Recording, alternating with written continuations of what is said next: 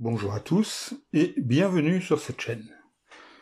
Dans cette nouvelle vidéo, je vais répondre à un message qui m'a été laissé sur la vidéo que j'ai publiée il y a quelques jours, intitulée « Les témoins de Jéhovah sont-ils une secte ?»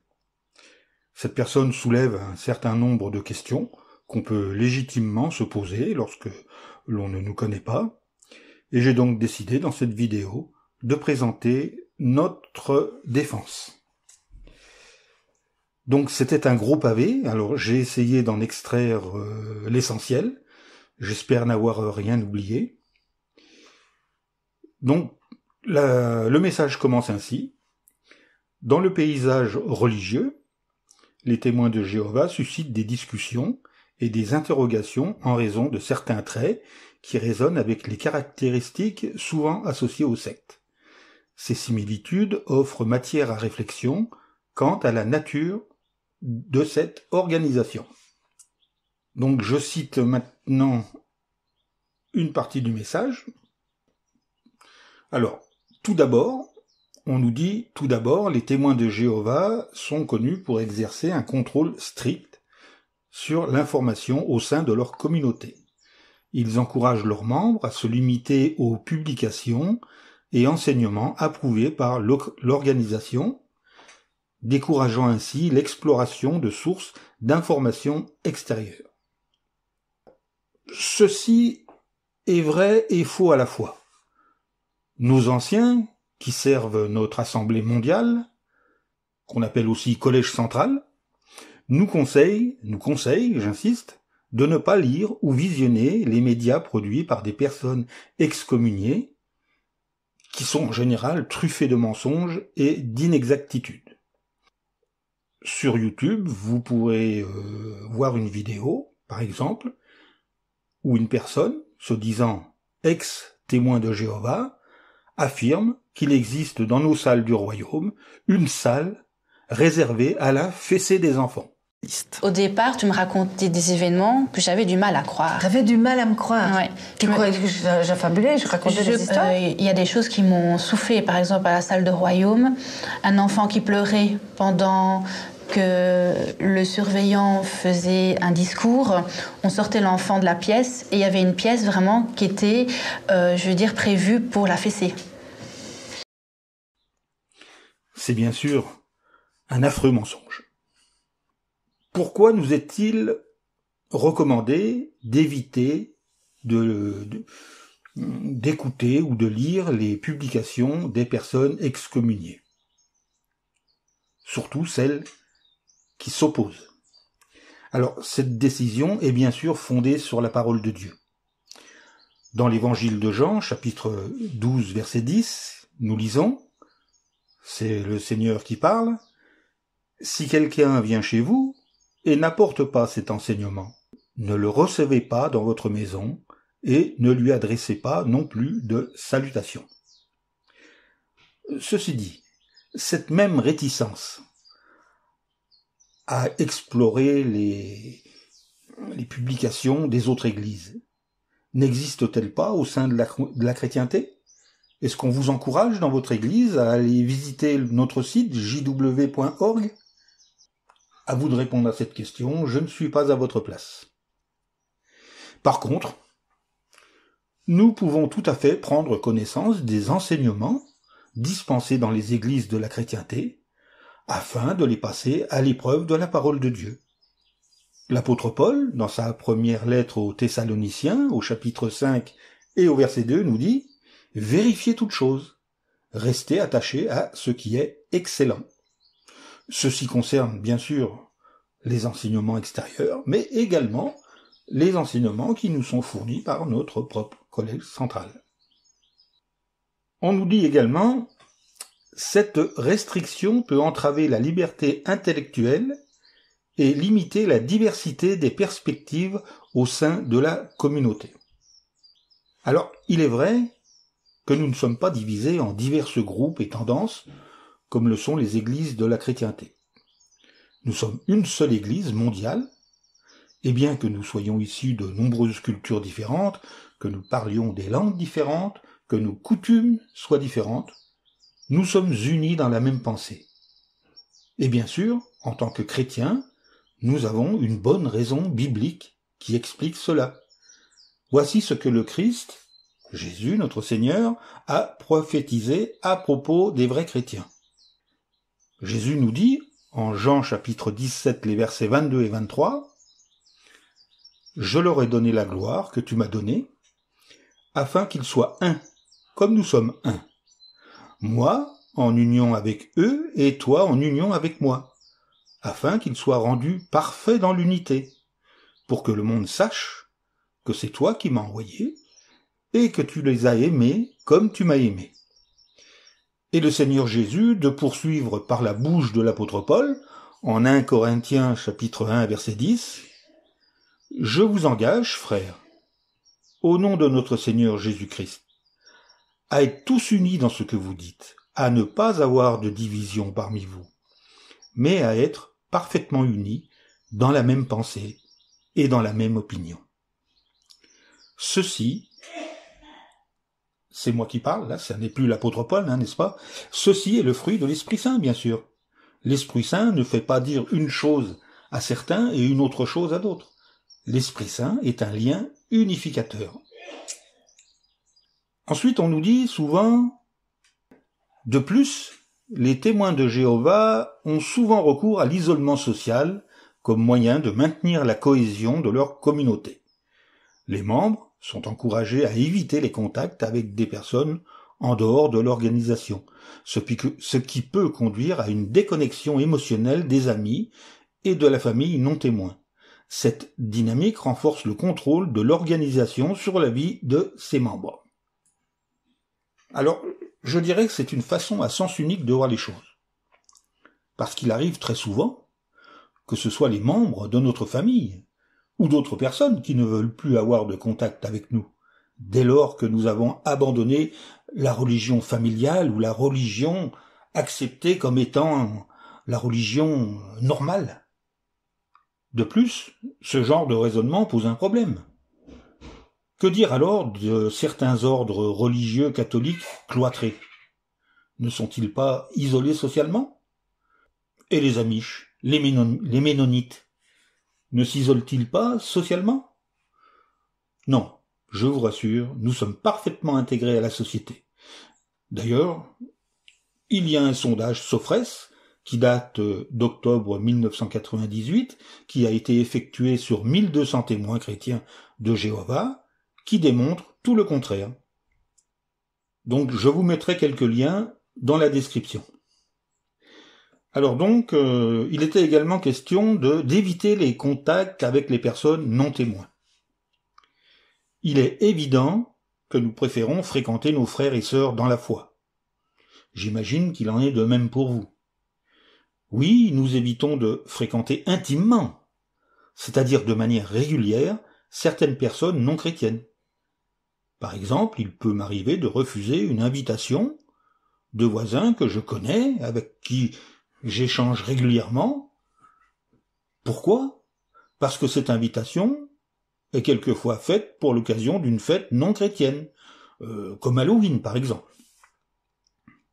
Par contre, en dehors de ces cas particuliers, il m'arrive de partager un repas avec des personnes non chrétiennes. Alors bien sûr, immanquablement, on me pose des questions sur ma foi, ce qui me donne l'occasion de rendre témoignage et de rectifier des croyances erronées sur les témoins chrétiens de Jéhovah. C'est un peu un effet perverse des vidéos de nos opposants qui amènent certaines personnes à nous poser des questions, personnes qui jusque-là n'avaient jamais discuté avec nous. Alors il y a aussi des personnes que je ne fréquente pas du tout, effectivement, en raison de leur comportement grossier, n'est-ce pas, plaisanterie sous la ceinture, ivrognerie, tabagisme et autres addictions, ce qui ne m'empêche pas de leur prêcher le royaume de Dieu, mais seulement dans le cadre de mon ministère de maison en maison. Alors, on nous dit également, un autre aspect à considérer est la direction centralisée de l'organisation des témoins de Jéhovah. Les décisions et les enseignements proviennent principalement du collège central, basé à New York. Bon, il n'est plus à New York maintenant, limitant ainsi la prise de décision individuelle et la diversité de pensée au sein de la communauté. Cette centralisation renforce le contrôle de l'organisation sur ses membres et limite leur autonomie.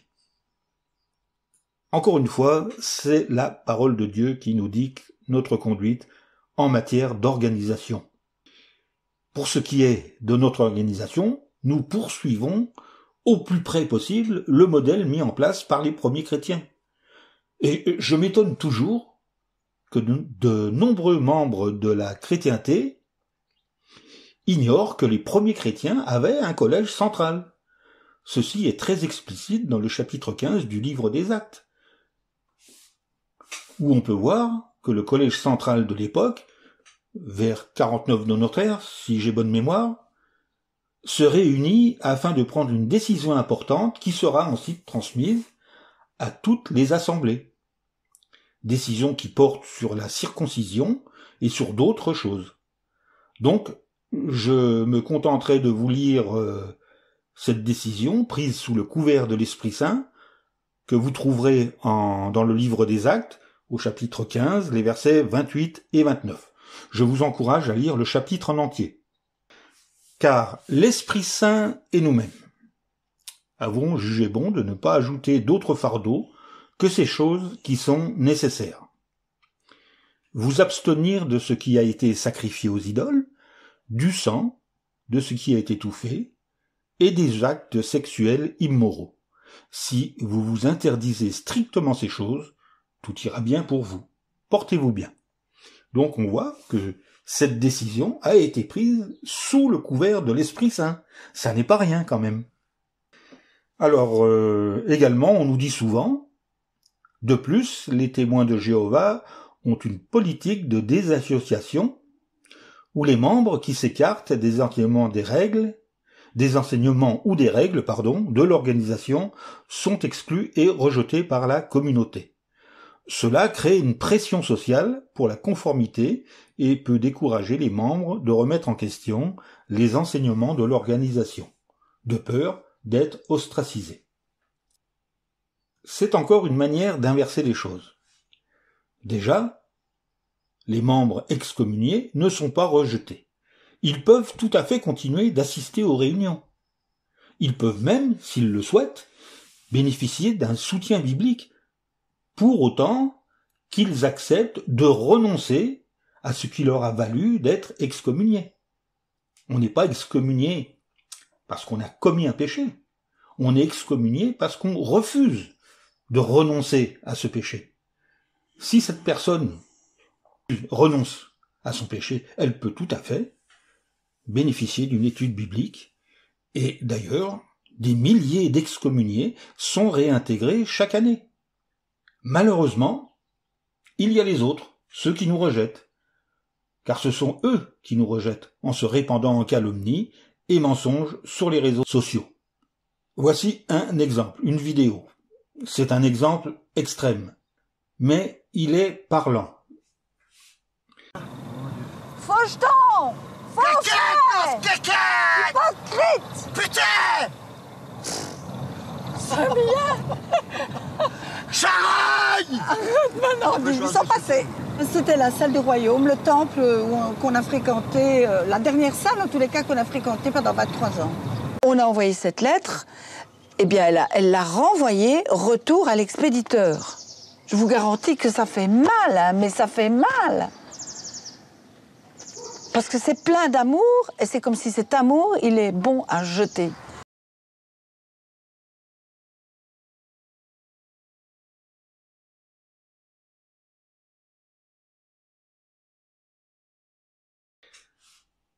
Franchement, vous auriez des relations avec de telles personnes?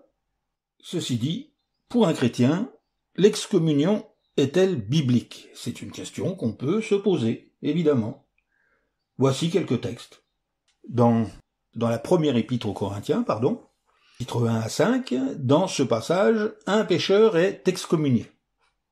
Est-il excommunié à vie? Non. Quelque temps plus tard, le pécheur s'est repenti, et il est réintégré. Ce texte se trouve dans la deuxième épître aux Corinthiens, au chapitre 2, les versets 8 à 11. Donc, comme vous pouvez le voir, l'excommunication a une base biblique. Et je n'insisterai pas sur le nombre de textes qu'on peut trouver dans l'Ancien Testament. Alors, je continue, donc, on nous reproche également les méthodes d'endoctrinement utilisées par les témoins de Jéhovah soulèvent également des préoccupations. Des réunions fréquentes, une étude intensive de la littérature de l'organisation et des techniques de persuasion émotionnelle qui sont utilisées pour renforcer la loyauté envers l'organisation et ses enseignants, limitant ainsi la liberté d'expression de ses membres. Donc, on nous reproche la fréquence de nos réunions et une étude intensive de nos manuels bibliques. Je rappelle que pour nous, le vrai christianisme est un mode de vie, et non pas un passe-temps qu'on oublie aussitôt sorti de la salle. Alors oui, nous aimons étudier la parole de Dieu, et pour cela nous avons 2 réunions par semaine, qui représentent environ 3h30 de notre temps, pendant lesquelles nous approfondissons notre connaissance des Écritures, afin de toujours mieux la mettre en pratique. Je rappelle également que tous nos manuels bibliques font systématiquement référence aux Saintes Écritures. Quant aux techniques de persuasion émotionnelle, j'ai assisté à de telles techniques, mais dans des églises de la chrétienté, pas chez les témoins de Jéhovah. Par respect, je ne citerai pas ces églises. Je suis sûr que vous les connaissez. Et puisque je suis chrétien, je terminerai ce paragraphe par un verset biblique que vous trouverez en Deutéronome chapitre 6 verset 7 concernant l'éducation des enfants, la transmission de la loi. Dieu dit, il faudra, ces lois, n'est-ce pas, que tu les inculques à tes fils, et que tu en parles quand tu seras assis dans ta maison, et quand tu marcheras sur la route, quand tu te coucheras, et quand tu te lèveras. On nous dit également, en résumé, bien que les témoins de Jéhovah se considèrent comme une organisation religieuse légitime, leurs pratiques et leurs structures présentent des similitudes avec les caractéristiques des sectes. Ces similitudes soulèvent des questions quant à la liberté individuelle et à la santé émotionnelle des membres au sein de l'organisation, invitant ainsi à une réflexion critique sur leur nature et leur impact sur la vie des fidèles. Honnêtement, peu nous importe ce que les églises de la chrétienté pensent de nous.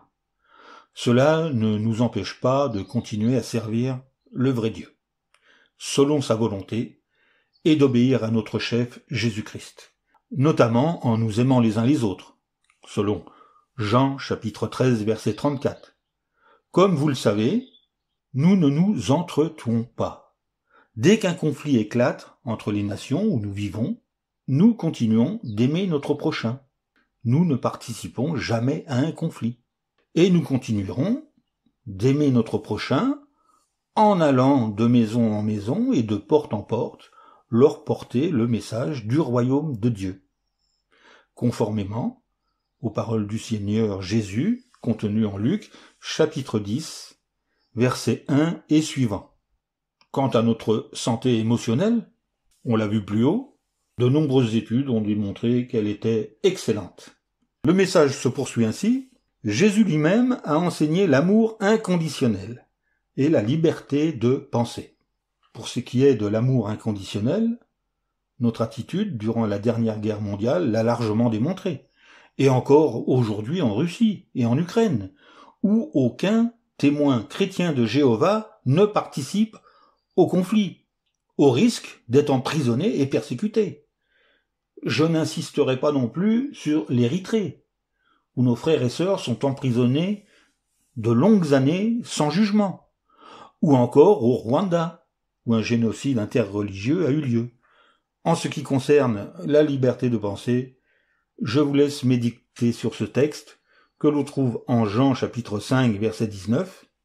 Alors Jésus leur dit, « Oui, je vous le dis, c'est la vérité.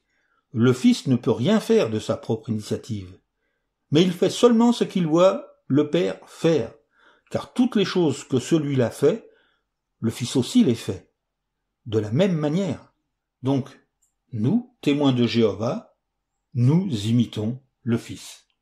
Le message se poursuit encore ainsi. Il, Jésus, a exhorté ses disciples à rechercher la vérité et à proclamer sans crainte, sans contrôle excessif, ni exclusion sociale. Cette vision est clairement exprimée dans des messages tels que Jean, chapitre 8, verset 32. Vous connaîtrez la vérité, et la vérité vous affranchira. Et c'est exactement ce qui s'est passé pour nous. Nous avons été libérés de la superstition, de fausses doctrines, comme l'immortalité de l'âme, le purgatoire, les tourments éternels dans un enfer de feu, les fêtes et coutumes païennes. Nous avons compris que le royaume de Dieu est le seul espoir pour l'humanité. En bref, nous obéissons pleinement au Seigneur Jésus.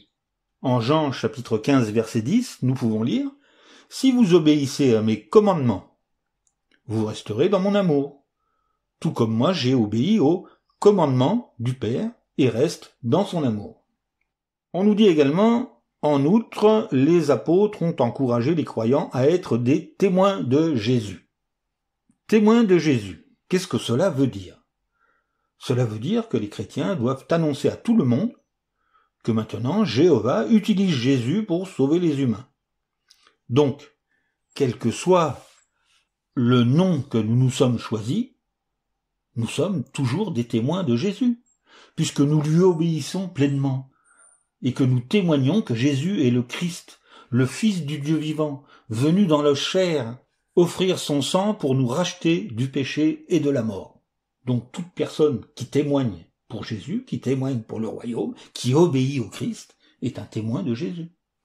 Nous lisons en Actes chapitre 4, le verset 20, que vous citez, qui est cité dans le texte plutôt. Pierre et Jean répondent aux autorités en disant « Car nous ne pouvons pas ne pas parler de ce que nous avons vu et entendu. » Cette déclaration témoigne de leur engagement envers la vérité, sans crainte ni contrainte. Et c'est exactement ce que nous faisons. Nous prêchons sans relâche, de maison en maison, dans les rues, quand bien même cela nous vaut la prison ou les camps de concentration. Pourquoi sommes-nous persécutés en Russie? Parce que nous prêchons, et que cela déplaît à l'Église orthodoxe russe. Le message se poursuit ainsi. Jésus et des apôtres exhortent à une voie différente, celle de la liberté, de l'amour et du témoignage fidèle de la vérité. Eh bien oui, nous sommes libres, nous pratiquons l'amour envers tous, et nous témoignons fidèlement pour la vérité, et nous faisons connaître à tous que le seul espoir pour l'humanité, c'est le royaume de Dieu, par Christ Jésus notre Seigneur. Voilà, cette vidéo est terminée. Comme à mon habitude, je vous dis, soyez béréens et vérifiez toutes choses.